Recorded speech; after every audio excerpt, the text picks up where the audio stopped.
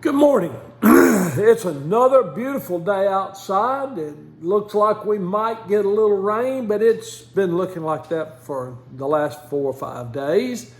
But maybe today we'll be fortunate enough to get the rain that we need. And so here we are. It's a beautiful morning, and I'm going to read to you out of the book of Samuel. And it's Samuel chapter 17. And it's a familiar story. It's David and Goliath. But I'm going to start reading to you at verse 41.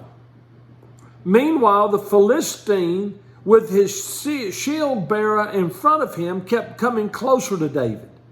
He looked David over and saw that he was only a boy, ruddy and handsome, and he despised him. He said to David, "Am I a dog that you come at me with sticks?" And Philistine cursed David by his gods. "Come here," he said, "and I'll give your flesh to the birds of the air and the beasts of the field." And David said to the Philistine, "You come against me with sword and spear and javelin, but I come against you in the name of the Lord Almighty, the God of the armies of Israel, whom you have defiled. This day the Lord will hand you over to me, and I'll strike you down and cut off your head.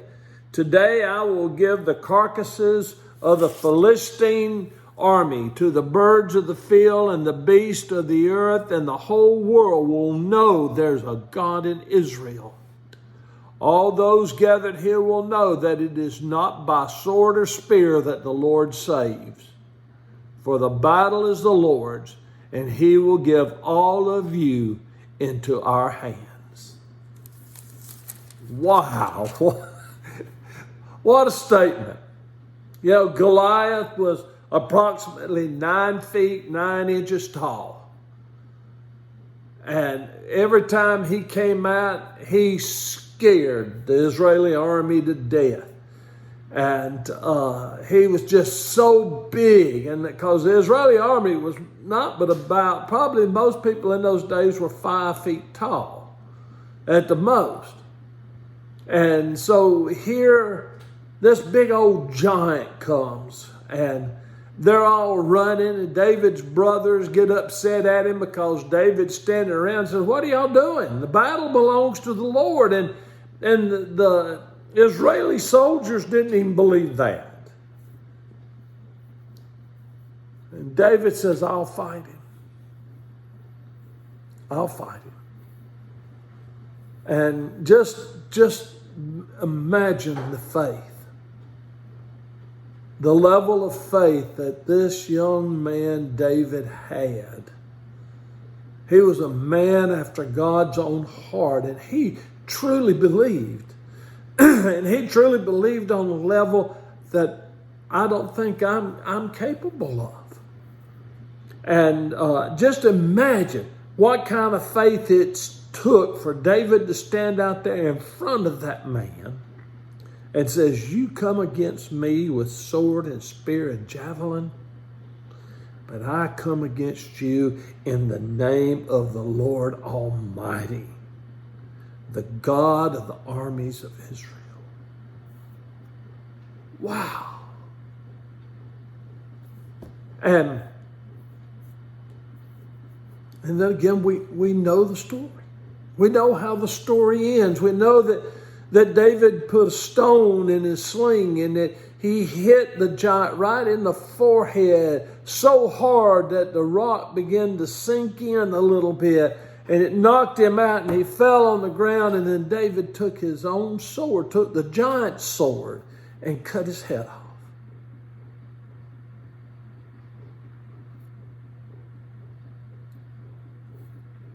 And here's part that I want to tell you about.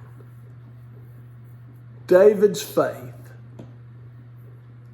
and David's courage, and David's action gave hope and faith to the Israeli army, to the Hebrew army. All of a sudden, they started coming out from the cracks and the crevices and the caves and everywhere they were hiding. And as the Philistine army was scared now that their champion was dead, they just routed them. They just took out after them. Did you know your faith can lift other people's faith? Did you know that your faith and your actions for God can cause other people to have stronger faith and act in the name of the Lord themselves?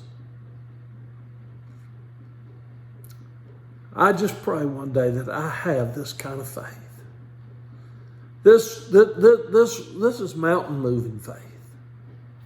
This is faith that causes you to walk up to Jesus and reach out and touch the hem of his garment and find healing.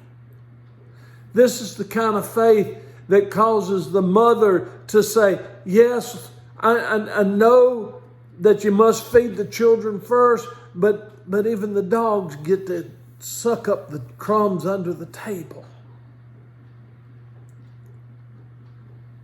This is the kind of faith that breaks chains, that heals people, that gives people hope, gives people courage.